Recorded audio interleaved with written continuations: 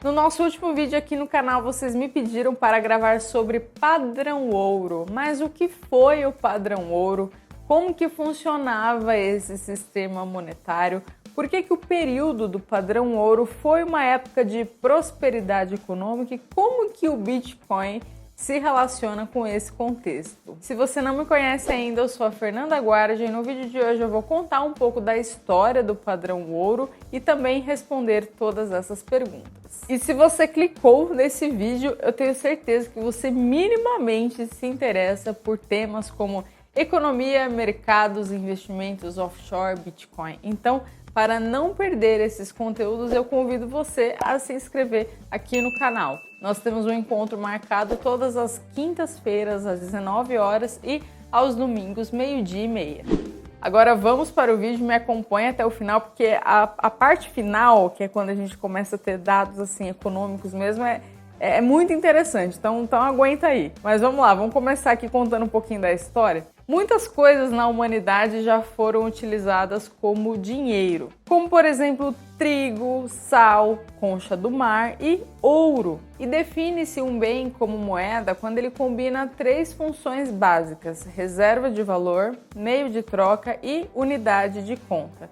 Lembrando que não necessariamente essas três funções serão exercidas simultaneamente. Por exemplo, o ouro ele é visto como reserva de valor, mas hoje você vai ao supermercado, você não compra em barras de ouro, então ele não é um meio de troca.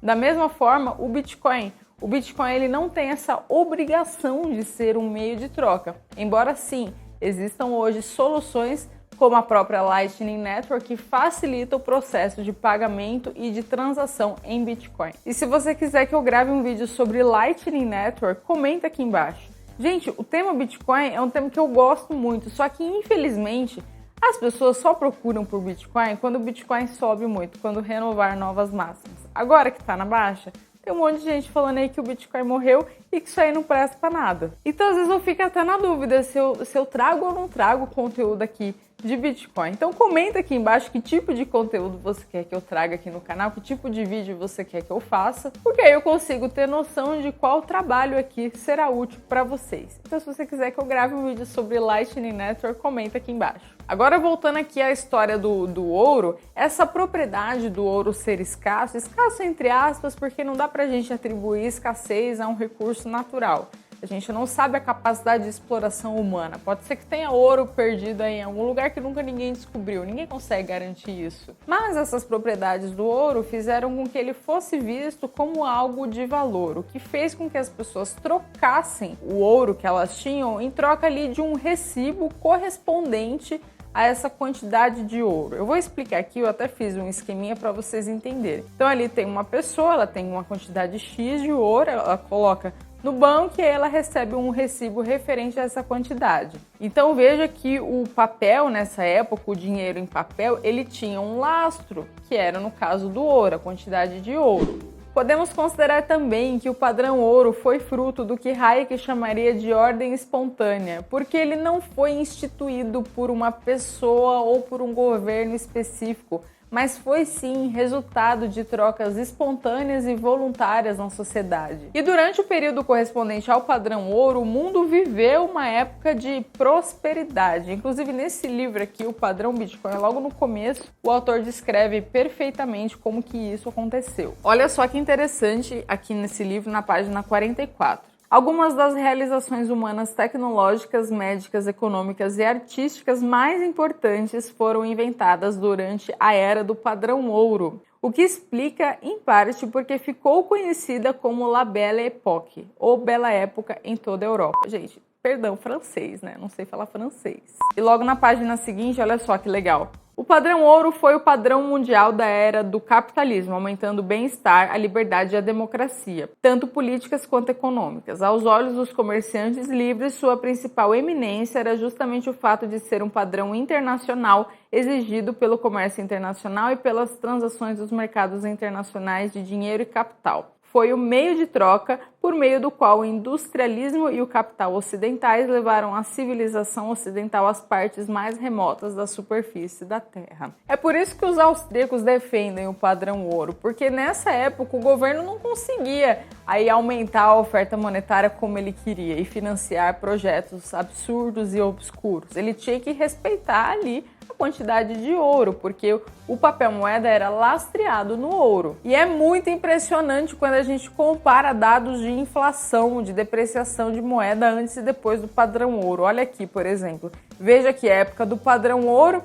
o Consumer Price Index ali oscilava, né, naturalmente, mas assim, era uma coisa mais controlada. E ali depois, principalmente 1971, quando foi rompido o lastro do dólar ouro, aí o negócio desandou de vez, né? Esse negócio aí pra cima absurdo. Outra forma de ver isso também, aqui já é a inflação acumulada. Aqui tá um pouco mais aproximado o dado e ele já traz números aqui em percentual. Então veja aqui, ó, até 1970 o negócio ainda estava controlado, a inflação acumulada estava controlada, mas depois de 71 desandou. E gente, olha só, falando em 1971, tem um site aqui, ó, What Happened em 1971. Aqui, ó, ele mostra várias distorções de indicadores econômicos aí antes e depois do fim do padrão ouro. Por exemplo, aqui, ó, a produtividade e a compensação, né, que seria tipo os salários das pessoas. Veja como as pessoas estão aí, na verdade, empobrecendo em relação à produtividade. Se antes você tinha uma compensação ali que acompanhava a produtividade, ou seja, a pessoa produz mais e fica mais rica, hoje, na verdade, com o fim do padrão ouro, não é bem assim, né? A gente trabalha, pode até ganhar mais, mas aí, por causa da inflação, por causa da depreciação da moeda, na verdade, o seu ganho real não é exatamente aquilo que você vê. Enfim, eu não vou entrar aqui gráfico por gráfico, porque aí o vídeo vai ficar muito longo. O padrão ouro foi o único sistema que já existiu na história da humanidade capaz de preservar o poder de compra da moeda. Prova disso, quando a gente pega aqui o custo do barril de petróleo. Veja que até 1971 estava ali, mudava um pouquinho. Depois de 1971 o negócio desandou. Mas se é tão bom, se é tão top, por que o padrão ouro acabou? Aí, eis a questão. Só para não confundir essa parte de datas, o padrão ouro clássico, ele acabou em 1914. Aí por que isso aconteceu? Vamos ler aqui. Com o fim do padrão ouro clássico em 1914, a economia global viveu um momento dominado pela desordem monetária e pela inexistência de um país claramente hegemônico, enquanto potências médias buscavam uma posição de liderança. E, coincidentemente, a Primeira Guerra Mundial, aí a gente considera o período de 1914 a 1918. E aí o fim mesmo do padrão ouro, que foi o acordo de Bretton Woods, foi em 1971. A gente considera 1971, mas antes disso, né? Como eu falei, as coisas não acontecem assim do dia para a noite. Já havia aí um período de transição. E o fato da Primeira Guerra Mundial estar relacionada com isso é por quê? Porque sob o sistema do padrão ouro, os governos não iam conseguir financiar guerras, financiar projetos, já que eles dependiam da quantidade em ouro. Então, assim, teria que justificar alguma coisa, né?